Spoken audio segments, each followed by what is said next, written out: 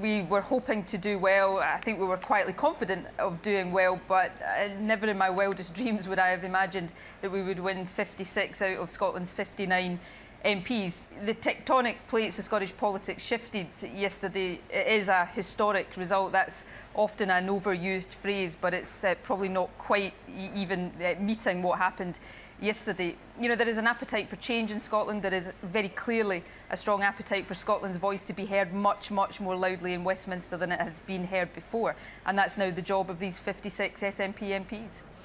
Some of your opponents, First Minister, are saying very clearly today that this is the best possible illustration of the assertion that if you vote SNP in Scotland, you get a Conservative government at Westminster. Well, I mean, that's nonsense. The reason that the Conservatives are back in government is that Labour couldn't beat the Conservatives in England.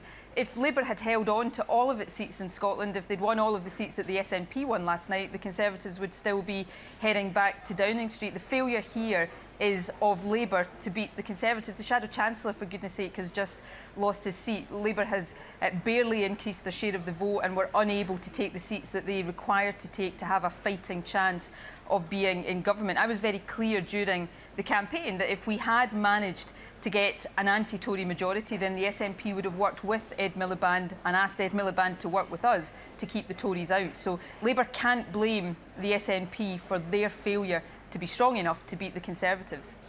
If we are right in saying that the Conservatives are back with a majority, albeit a small majority, I'm wondering what kind of influence or power that you would have, even with as many MPs as 56, in that Parliament.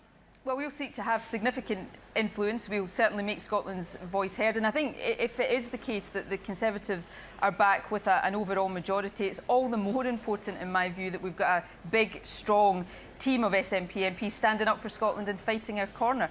But the other point I would make is this. Even a majority Conservative government cannot ignore what happened in Scotland yesterday. There has been an overwhelming vote for Scotland to have a louder voice in Westminster and an overwhelming vote against continued austerity. The issues that the SNP put at the very heart of this campaign were endorsed convincingly by people in Scotland yesterday. So these are now issues that we'll take to the very heart of the Westminster agenda.